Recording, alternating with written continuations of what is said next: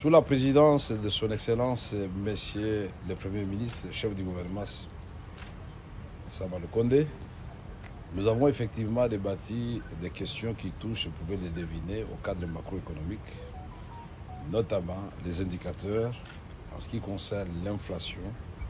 Ça nous renvoie au problème des prix, les taux d'échange et la quatrième revue avec les institutions de Bretton Woods.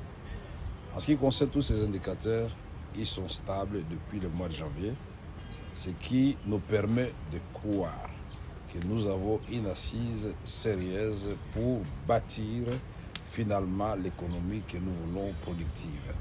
Et ça nous renvoie à la deuxième question naturellement que nous avons débattue, si les mesures à prendre par rapport à la rareté de la farine de maïs au Grand Katanga et au Grand Kasaï.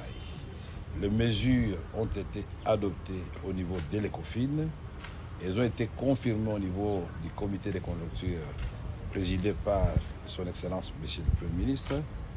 Elles seront annoncées, et c'est la procédure, à l'issue du Conseil des ministres ce vendredi. Ces mesures concernent principalement l'identification qui a déjà été faite par le ministre de l'Agriculture et nous-mêmes, la délégation de passage au Katanga, des producteurs locaux, grands et petits, pour commencer par les ramassages et les encourager avec des allègements de divers ordres, c'est-à-dire des mesures incitatives de la part de l'État, mais aussi pour faire face à la crise qui, elle est là, c'est la conjoncture.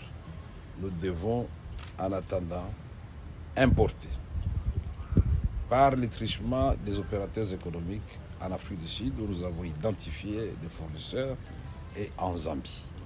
Mais nous n'entendons pas demeurer dans les importations indéfinies. Nous avons la vocation de faire une grande saison A, comme l'a si bien présenté le ministre de l'Agriculture au cours de la réunion d'aujourd'hui. Et nous allons prendre toutes les précautions puisque la préparation du sol au Katanga commence au mois de juin. Dans les Grands Kasaï, ça commence au mois de juillet. On va faire en sorte que les hectares identifiés, ça sera des milliers puisqu'on va donner effectivement des assignations de telle sorte que petit à petit nous devenions souverains sur le plan alimentaire. Notre ambition, c'est de devenir, et c'est notre vocation, exportateur vers notre pays.